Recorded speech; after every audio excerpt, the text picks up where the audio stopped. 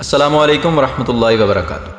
ناظرین و سامعین، نبی صلی اللہ علیہ وسلم کی زندگی سے ہمیں بے شمار ایسے واقعات ملتے ہیں جن میں آپ علیہ السلام کے مبارک اخلاق کو دیکھ کر اہل کفر پر ایسا اثر ہوا کہ وہ اسلام میں داخل ہوئے۔ تو چنانچہ آج کی اس ویڈیو میں چند واقعات آپ کی نظر کرتے ہیں۔ اللہ تعالیٰ ان واقعات کو ہماری بھی زندگی کو بدلنے کا ذریعہ بنائے۔ ناظرین و سامعین، اس ویڈیو کو لائک کیجئے، اگر آپ چینل پر نئے ہیں تو سبسکرائب کرنے کے بعد بیل نوٹیفیکیشن کو ضرور کلک کیجئے۔ دوستو، ایک بار حضور اکرم صلی اللہ علیہ وسلم سے ایک شخص نے بہت ساری بکریاں مانگی، باوجود اس کے کہ آپ علیہ السلام کو ان بکریوں کی ضرورت تھی۔ آپ علیہ السلام نے اس شخص کو وہ بکریاں عنایت فرمائیں۔ اس شخص پر آپ علیہ السلام کی کریمی اور سخاوت کا اتنا اثر ہوا کہ اپنے قوم کی طرف لوٹتے ہی اس نے اپنی قوم سے کہا، لوگو مسلمان ہو جاؤ، کیونکہ محمد عربی صلی اللہ علیہ وسلم تو اس قدر عطا فرماتے ہیں کہ ان کو تو اپنے تنگ دست ہونے کا خوف نہیں ہوتا۔ اس واقعے میں جہاں ایک طرف کمال درجے کے اخلاق تو دوسری طرف آپ علیہ السلام کی سخاوت کا عالم ہے۔ آج ہم بھی اپنی زندگیوں پر غور کریں تو اپنی زندگیوں سے ہمیں یہی پتہ چلے گا کہ ہم تو سالوں سال کی خوراک کے ذخیرہ اندوزی میں لگے رہتے ہیں اور اس کوشش میں لگے رہتے ہیں کہ کس طرح ہمارا مال بڑھ جائے، چاہے اپنے پڑوس میں غریب مر رہا ہو۔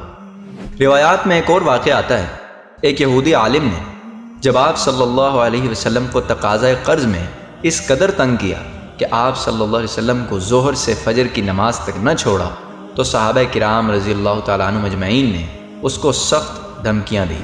لیکن اس عالم میں بھی رحمت دو عالم صلی اللہ علیہ وسلم نے صحابہ سے فرمایا، اللہ تعالیٰ نے مجھے کسی ذمے پر ظلم کرنے کی اجازت نہیں دی۔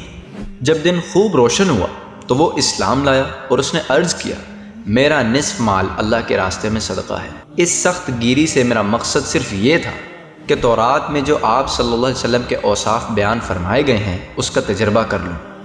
حضرت ثمامہ بن اسال رضی اللہ تعالیٰ عنہ ایک صحابی ہیں۔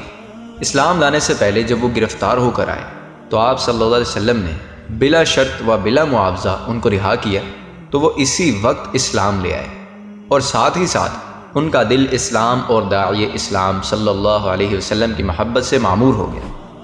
میرے عزیز دوستو، ان واقعات کو بیان کرنے کا ایک ہی مقصد ہوتا ہے کہ ہم اپنی زندگی کو ان واقعات کی روشنی میں تبدیل کریں، اور جیسے ان حضرات نے، جیسے ان ہمارے بڑوں نے اپنی زندگیاں گزاری ہیں، ہم بھی اسی طرح زندگیاں گزارنے والے بن جائیں۔